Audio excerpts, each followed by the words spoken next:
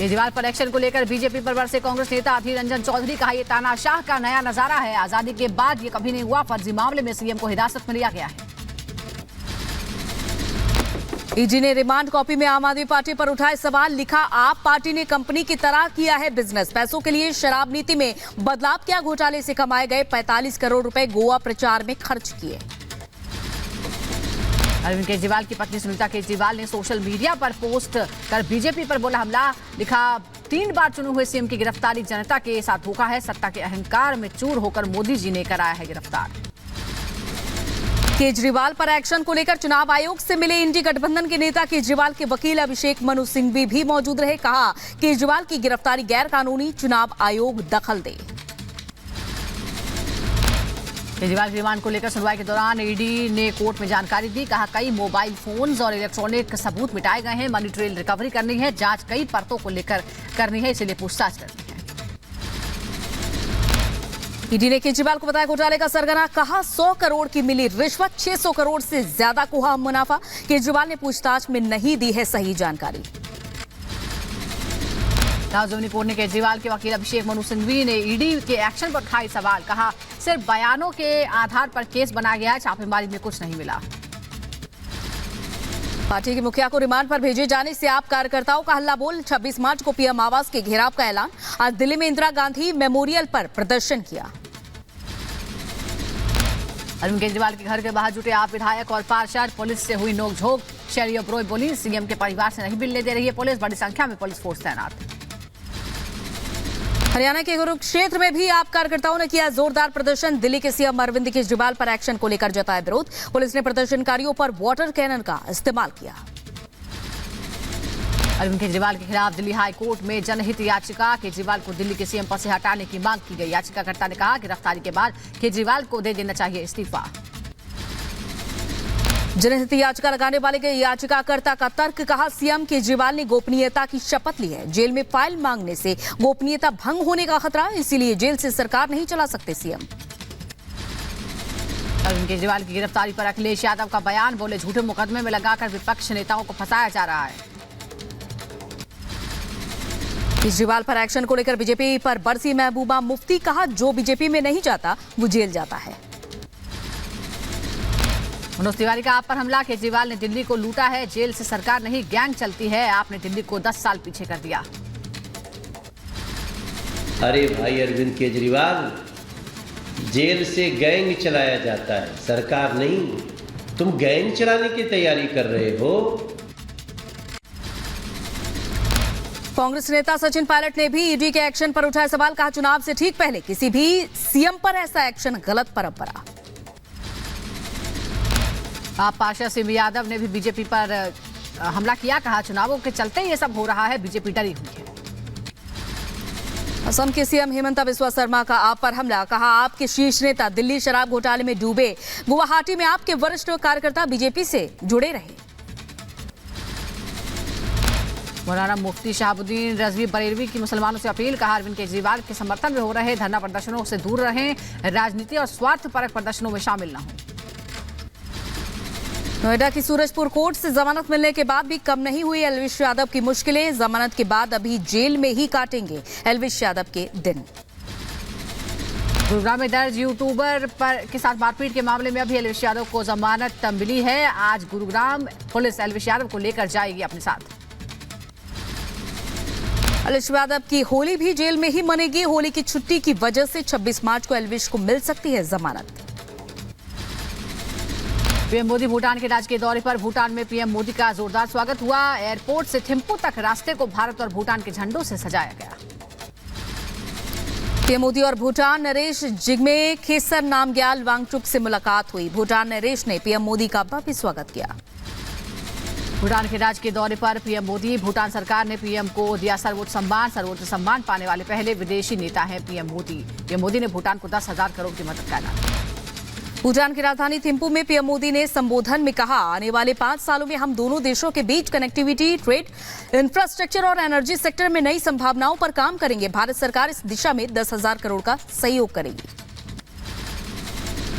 आने वाले 5 वर्षों में हम भारत भूटान के बीच कनेक्टिविटी, इंफ्रास्ट्रक्चर, ट्रेड और एनर्जी सेक्टर में नई संभावनाओं पर काम करेंगे। भूटान नरेश के राजमहल में पीएम मोदी के स्वागत में भूटान के कलाकारों ने बॉलीवुड फिल्म के गीत की प्रस्तुति दी। कलाकारों ने बॉलीवुड गानों और भजन पर प्रस्तुति दी। भूटान की राजधानी थिम्पू में पीएम मोदी के स्वागत में भव्य कार्यक्रम हुआ। भारतीय पारंपरिक गीतों और नृत्य का आयोजन किया गया। पीएम मोदी ने भूटान के पीएम तोब्गे से मुलाकात की। पीएम मोदी ने पोस्ट कर लिखा, विकासात्मक साझेदारी को बढ़ावा देने के साथ साथ सांस्कृतिक संबंधों को गहरा करने पर हुई सहमति। पीएम मोदी ने भूटान के राजा से मुलाकात को लेकर पोस्ट किया। लिखा, भूटान के महामहिम राजा जिग्मे खेसर नामग्याल वांगचुक से मिलकर खुशी हुई। दोनों देशों के बीच द्विपक्षीय संबंधों से बेहतर बनाने पर बातचीत हुई है। पीएम मोदी ने सोशल मीडिया पर अपने भूटान दौरे का वीडियो भी साझा किया है। लिखा है, सर्वोच्च सम्मान के लिए भूटान का आभार। इसे भारत के 140 करोड़ लोगों को समर्पित करता हूं। गृह मंत्री अमित शाह ने पीएम मोदी को भूटान का सर्वोच्च राष्ट्रीय अवार्ड मिलने पर पोस्ट कर लिखा, भारत के लिए एक और गर्व का क्षण। पीएम मोदी को भूटान के सर्वोच्च नागरिक पुरस्कार order of the drug Gyalpo से सम्मानित किया गया। बीजेपी ने लोकसभा उम्मीदवारों की चौथी लिस्ट जारी कर दी है। तमिलनाडु से 14 और पुडुचेरी से 1 उम्मीदवार का ऐलान किया। ओडिशा में लोकसभा और विधानसभा चुनाव को लेकर बीजेपी का बड़ा फैसला। 21 लोकसभा और 147 विधानसभा सीटों पर अकेले चुनाव लड़ेगी बीजेपी। असम में कांग्रेस को बड़ा झटका लगा है। असम बीजेपी मुख्यालय में कांग्रेस के कई नेता बीजेपी में शामिल हुए।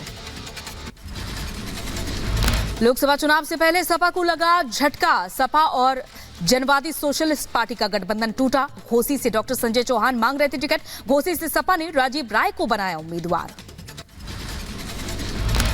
यूसीसी पर बोले उत्तराखंड के सीएम धामी। उत्तराखंड पहला राज्य बना है जहां समान नागरिक संहिता लागू है। जल्दी ही कानून उत्तराखंड में लागू हो जाएगा। सबके भले के लिए कानून लेकर आए हैं। उत्तराखंड के सीएम धामी ने कहा, पूरा प्रदेश मोदी में बीजेपी में है। 19 अप्रैल को उत्सव की तरह मनाएं। तीसरी बार पीएम नरेंद्र मोदी ही बनेंगे। समाजवादी पार्टी के बागी विधायक अभय सिंह को मिली वाई श्रेणी की सुरक्षा। राज्यसभा चुनाव में बीजेपी उम्मीदवार को दिया था वोट। बिहार के डिप्टी सीएम सम्राट चौधरी का बड़ा बयान। बोले, लालू प्रसाद यादव टिकट बेचते हैं और अब अपनी बेटी को भी किडनी देकर टिकट दे दिया।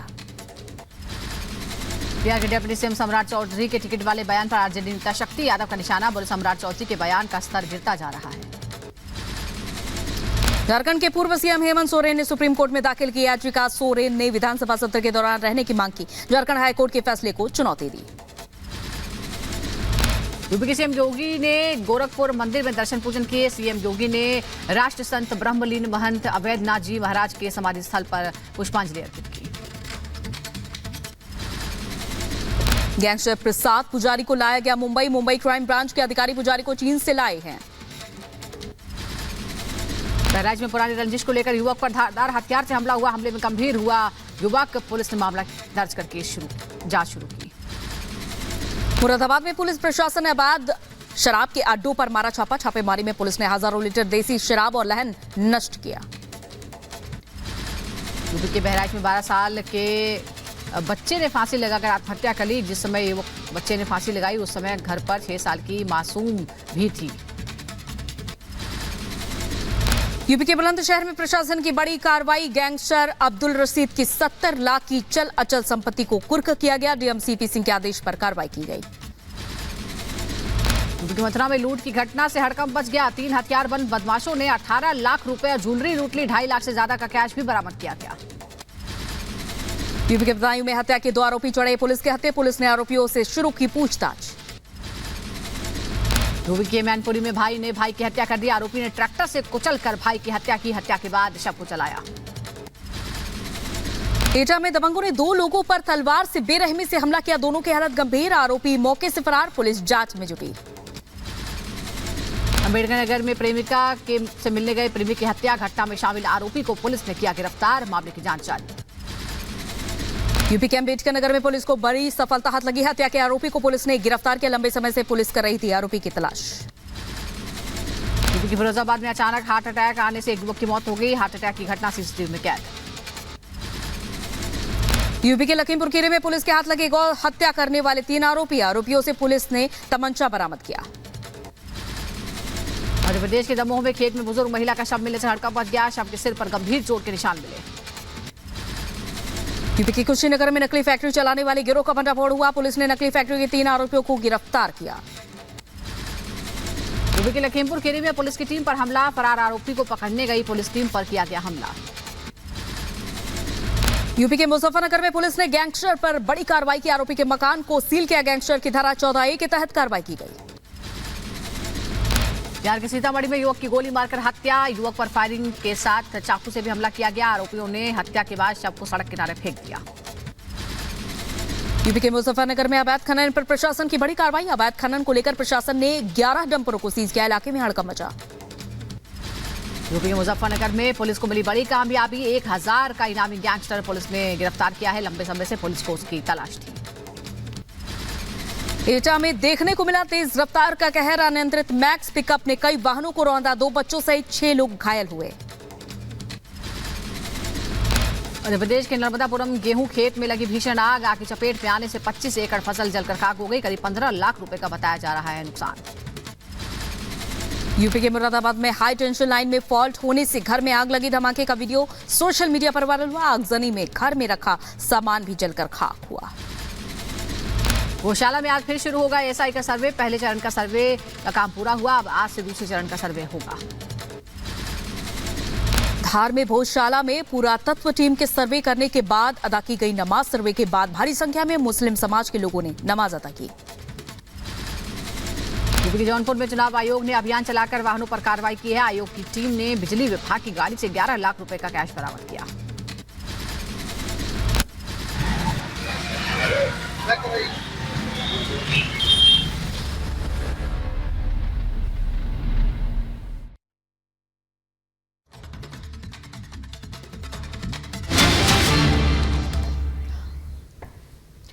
और अब भूटान से तस्वीरें आपको दिखाते हैं। पीएम मोदी भूटान के दौरे पर है। आज दूसरा और आखिरी दिन है। पीएम ने भूटान के थिम्पू में भारत सरकार की तरफ से बनाए गए आधुनिक अस्पताल का उद्घाटन किया है। ये तस्वीरें हम आपको दिखा रहे हैं।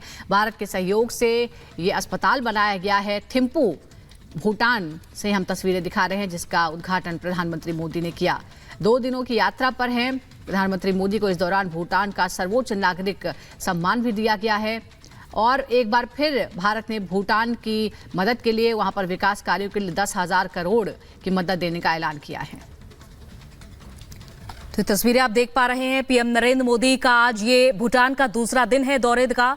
और जब कल पहुंचे थे पीएम नरेंद्र मोदी, तब उनका भव्य स्वागत किया गया और सर्वोच्च सम्मान से उन्हें सम्मानित किया गया। और अब फिलहाल की तस्वीरें आप देख पा रहे हैं। ये अत्याधुनिक अस्पताल जो थिम्पू में बनाया गया है भारत की सहयोग से, जिसका उद्घाटन पीएम नरेंद्र मोदी ने किया है।